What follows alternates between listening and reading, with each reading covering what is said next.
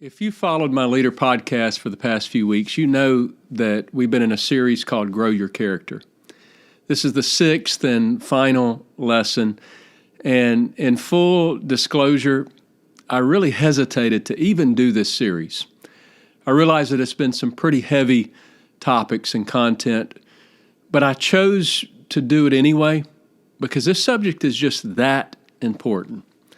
Most people think that character is basically just good morals. And so as simple as I possibly could, I wanted to show you that it's so much more than what you may think. In fact, character is the foundation of everything we do, whether it's good or bad. Character is the soul of our life. Character is the place where the fruit that we produce, whether it's good or bad, originates from. And so I encourage you, stay tuned. I'm going to give you some final thoughts as we wrap up this Grow Your Character series.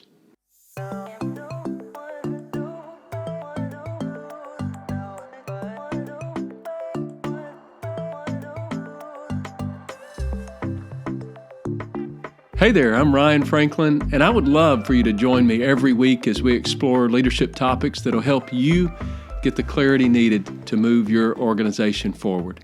Just hit the subscribe button and the bell to get notified as soon as I post a new session. And before we get started, I do want to mention that I have a great new product called the Christian Leader Blueprint. It's a solid model for leadership development. And if you've been looking for something that can help you or your team members develop in leadership, look no further than the Christian Leader Blueprint. And I want you to have it as my gift to you. You can go to christianleadermadesimple.com and you can download that for free today. And without any further delay, let's get to our session. Scripture confirms that we're known by the fruit that we produce in our lives. People know us by the outward fruit that they see. But that fruit grows from something deeper within us. The fruit is produced by the soul of our character. The emotions and the reactions and dedication and all of the good external leadership stuff comes from deep within us. The nutrients in the soil of your character will determine the type of fruit that'll be produced.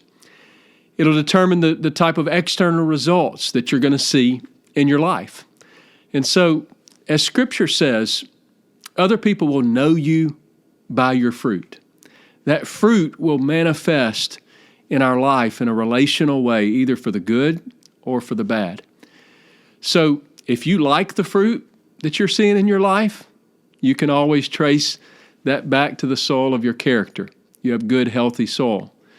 But many times, you may not like the fruit or aspects of the fruit that you're seeing. And if that's the case, that too can be traced back to the soul of your character, and it identifies a need for growth in that particular area of your character. And it's these negative, deep-rooted things that I believe that the Lord desires to heal us from. Listen to this, Luke 4:18. The Spirit of the Lord is upon me, because He hath anointed me to preach the gospel to the poor. He hath sent me to heal the brokenhearted, to preach deliverance to the captives and recovering of sight to the blind, to set at liberty them that are bruised. Heal the brokenhearted, deliverance to the captives, sight to the blind, set at liberty them that are bruised. He's speaking of a spiritual and an emotional healing for us. These are deep-rooted soul type things. And the Lord has given us the tools to work through these issues, and the result is better fruit in our lives. The result is better relational and external fruit in our lives. And that's what this series is all about. That's what character growth is all about. The Lord desires to help us repair those hidden, broken parts of our character. He called us out of darkness into His marvelous light. And it's the light that's going to help us finish the process of growth in our life. We shouldn't have to learn just to just live with that negative fruit in our life. We shouldn't have to just cope with it. I believe that He desires to repair it and grow those deeper rooted areas that will ultimately produce better, more godly fruit. And so what's at stake if I don't pay attention to character growth in my life? Well, I'm glad you asked. Let me explain it a little. We all have wounds. We all have dark places in our past. Every one of us. It comes from this thing called sin. It's sin that taints our soul and character, and not one of us on earth can avoid this. Psalms 51:5 says, "Behold, I was shapen in iniquity, and in sin did my mother conceive me." Sin and soul issues are a fact of life for every one of us. But I want you to listen to the next verses, verse 6 and 7. "Behold, thou desirest truth in the inward parts, and in the hidden part thou shalt make me to know wisdom. Purge me with hyssop, and I shall be clean. Wash me, and I shall be whiter than snow." Sanctification is a process. This purging and cleansing and development of our inward parts, our character, it takes time. It's a process. And in this day and age, it's so easy for a person's platform to grow faster than their character. A person may have the charisma and the degrees and the knowledge to perform a job, but if their character is not healed, if their character is not developed, if it doesn't grow, then it's so easy for those sinful, dark areas of our life to sort of ooze at the most inopportune times. From the way that you interact with your family, to the way that you lead people, to even sometimes worse, such as a moral failure. It oozes at the most inopportune times. And really, this is how the lack of character kills careers.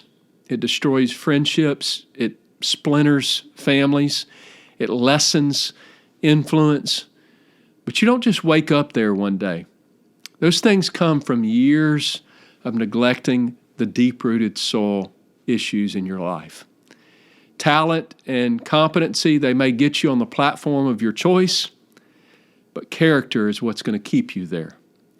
And if you really want to expand your leadership and personal capacity, it's so important that you learn to really deepen and grow your character. And these 4 character structures that I just went through over the past few weeks are the primary aspects of our character. These are the things that will deepen and grow your character.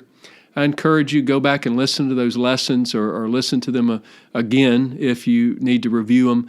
But here they are again in a short definition. Number 1, healthy relational connection. This is the ability to trust and be vulnerable and bond to important people in your life. Number 2 is healthy boundaries, which is the ability to have your own voice, to make your own choices, and to freely express yourself. Number 3 is embracing reality, and that's the ability to accept the truth that there are both positive and negative realities in your life. And then finally, number 4, emotional capacity. That's the same thing as adulthood. It's the ability to be confident in who you are and why you exist. Now, I went through each of these in my previous sessions, and I attempted to explain them as clearly and as simply as I could in about 10 minutes each, which is nowhere near the time needed. But by working on these things in my life for several years now, I've been studying them and working on them, I've been able to create a tremendous focus and clarity around the goal of growth that was needed, that was desperately needed in my life. And I would find the sore spot in my life, that negative fruit in my life in leadership, and then I would identify and work on the character structure that coincided with that particular negative fruit. And it took tons of time, lots of effort. It took vulnerability with key people in my life. but I've seen significant growth in my internal life.